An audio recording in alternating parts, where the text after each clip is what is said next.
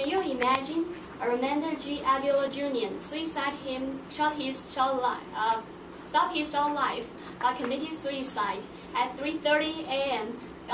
in August. His family said he has tried committing suicide twice since he returning from a attack in Iraq a year earlier. Good morning, I'm Ting Liu. Today, I already did exhaustive research for the area of increased suicide rate of veterans. Today, I'm gonna convince the military branch of American government that mandatory policy should be implicated to access a treat for returning soldiers. I hope this policy can really help and protect them. Today I'm gonna speak about these problems and what the cause of these problems, how can solve these problems.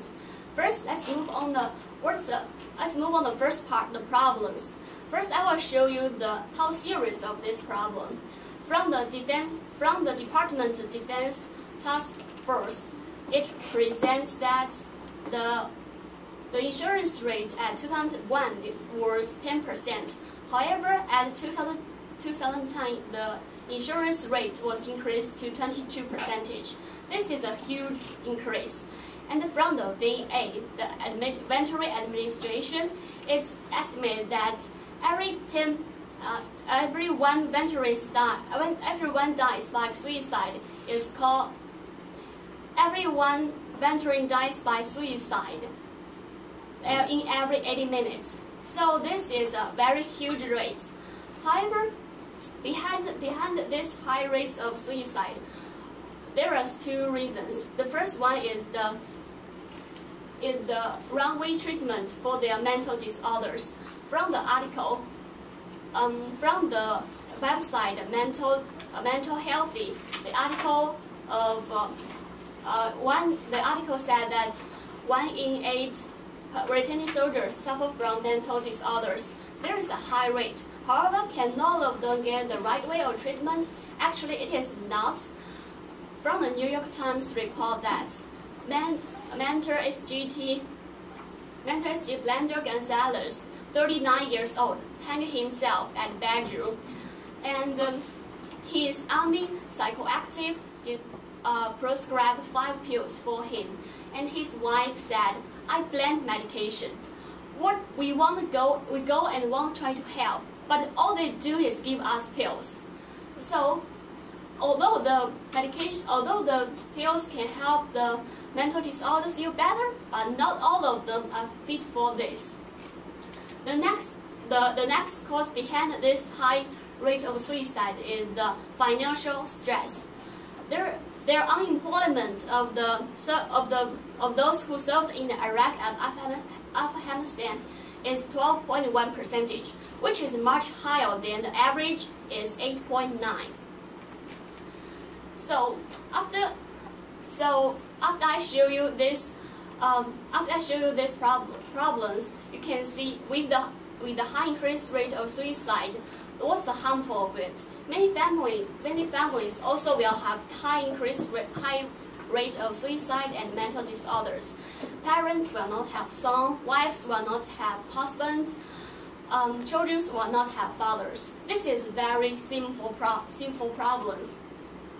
Okay, after we see the problem of this high rate of suicide, let's move on the next part. What's the cause of these problems?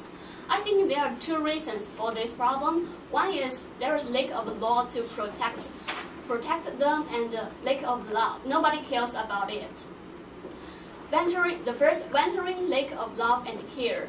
From when the veteran returned back to the home, and family members and friends did not find their changes, and even they don't know whether they have mental disorders or they cannot be used to their current life.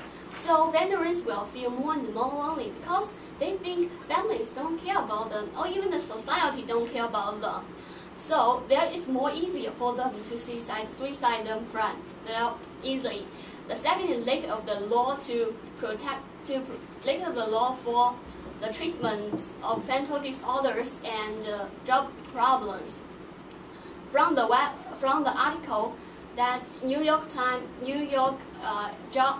book interview, it said three psychoactive authors write the books that the companies which sell the psychoactive pills to the psychoactive pills use various forms, both include legal and illegal. So which many people will describe this as bribery. If the doctor can sell more pills, and they can get more profits. And many companies do not want to hire the veterans. The Center of New American Security (CNAS) did in-depth interviews with 69 companies, and found that more than 80 of them mentioned one or two problems to hire veterans, to hire veterans. The most mentioned one is the difficulties in skills translation. Veterans themselves also have trouble explaining their military skills to can be capable to the business world. Due to the limited help from the military programs and the computer-based translators, the leaders also have no feel about the military and the veterans. After we see the problem, the cause, let's move on to the last part, the solutions. I think there are two solutions can solve for this problem. First is implicated a law to protect them. For the law, we should ban the pill bribery. There should a third party to take the companies who sell the medication. If the doctor really needs the pill, the third party may need to make sure the doctor it is true and give doctor pills. And this third party is also unprofitable party. And the second, government should do more education to the business leaders and let them know more about the military and more about the veterans, about their culture, their jobs. And the most important part is government should do more job skills training for them, let them to be appropriate for the civilized life and before they leave military. And this training should be free. So the third is government can also encourage companies to hire veterans. For example, if a company can hire some amount of veterans, the government can give some can reduce some tax for this company. However, before this law passed, what can we do to help the veterans reduce the suicide rates? We need to take more time to pay attention to them and let them know we love them and care about them. I did a research that 80% of my classmates have friends and family members have service in the military. So what can you do after you leave this room? You can spend more time talk to them and listen to them, know what the real needs and what difficulty they meet. So after that, and to encourage them to join the civilized life, such as do more volunteer works, join some exercises, so open their mind and let them feel beloved. So I think it's easier for them to not give up themselves.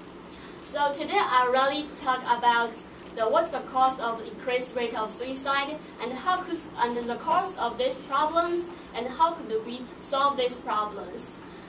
I appreciate you can hear about me and thank you.